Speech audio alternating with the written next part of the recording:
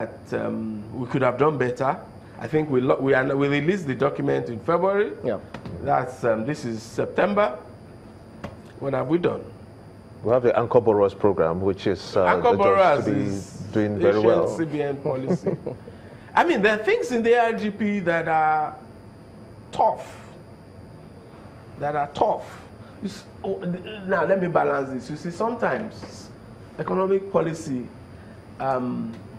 just like any treatment, can be painful at first. So one of the things the RGP says is that it wants to adopt market-reflective prices. Yeah. That means for electricity, for fuel, for foreign currency, for gas. Now, you need to do that. Is that a long shot? but those are tough things to do. Make markets work, you know. But it also talks about these things I'm talking about in terms of empowering the people, helping the poor, investing in skills and competencies and technology. So, but I'm not sure that the implementation has been as concerted and overwhelming as it should be if we recognize that we have an emergency, we're in a recession, we're only, you see, let me make one point. What can be almost as bad as a recession is an era of low growth below 2%. We're primed for that into the medium term. So that's why I warn that we shouldn't celebrate exiting recession. It's good. It's better. It's like you're on the sick bed. You can at least stand. But you are not yet healthy. And for you to be healthy, you have to understand that there are a series of overwhelming actions that you need to take to reform the structure of the economy, to improve the skills and capacities of your people, their health, their education, to improve your industrial infrastructure, to attract private capital. That's the biggest defect of policy so far. All right, we'll come back. We're not attracting private capital into infrastructure, into anything. Okay, we'll take it from there when we return in just a moment. Don't go away.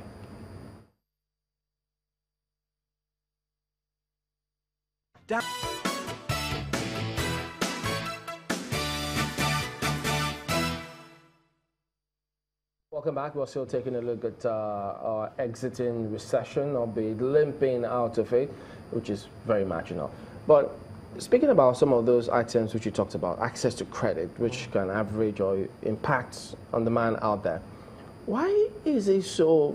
It's almost very difficult, because that argument raged at the time between the Ministry of Finance, the CBN, different stakeholders about just bringing down that interest rate. But the Bankers Committee will always come up with what they come up with. Why is that seemingly impossible to deal with? Well, it's complicated, and I'm a bit. I've been a banker before, so I understand the arguments that bankers make, and their basic argument is this: first of all, for interest rates, your benchmark, your first benchmark, is what's the rate of inflation in that economy. Your interest rate will always be higher than the rate of inflation. So today now, when we're at 16%, interest rates will be 16 plus. Because when you lend at lower than the rate of inflation, really interest rates are negative.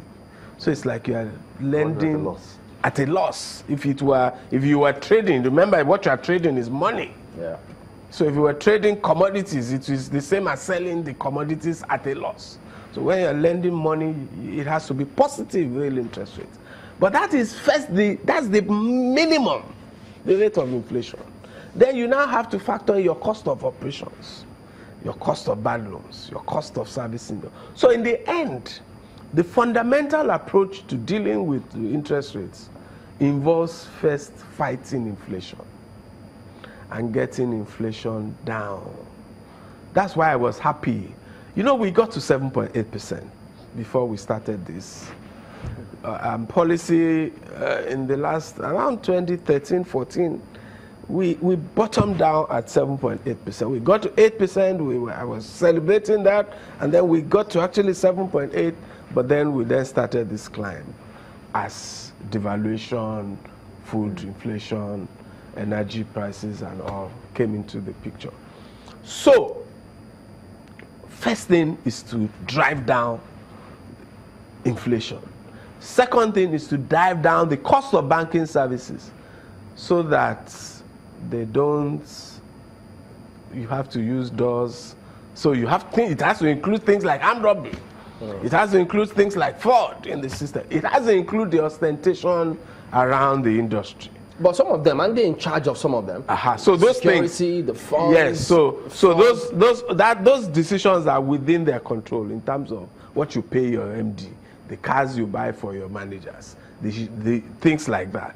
But security, for instance, is imposed on them by society. If they're armed robbers, then they have to put bulletproof doors, then they have to have CMS, and they have to pay this and pay that and pay that. They have to pay insurance, all of that.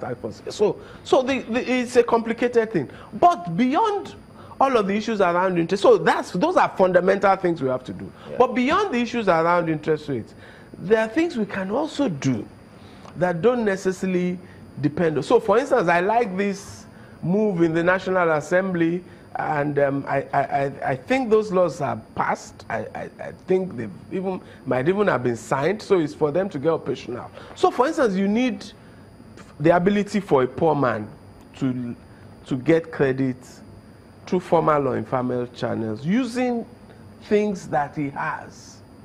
So, for instance, he needs to be able to borrow against his farm equipment. For instance, that's all he has. We need reforms like that give title to everybody for the land they have. So if that poor man, even if he has only 6 plots of land, 1 acre of land in his village that he's farming, if he got a CO over it, he suddenly becomes a participant in the financial system because he can use that CO to borrow. But you see, we have this vicious cycle in which that guy can't even know where the Ministry of Lands is in his state for him to go. And if he attempted to go there, somebody will ask him for consent fee, survey plan, and all of that. So the states do not yet see the development linkage between giving their farmers the indigenous statute document a very vital point, and helping to develop their economy. They need to be able to pledge to take credit against the agricultural commodities. So you need some kind of well-seen reform. These are all initiatives that are in existence today, but they have not yet reached maturity such that farmers and the poor and SMEs can access those initiatives. Well, appreciate your comment on this morning. Mr. Kwame Agbaje is a policy analyst. We'll be back and look at another perspective on this matter. What is being done to address some of these challenges? We'll hope to find out in a moment. Join us again.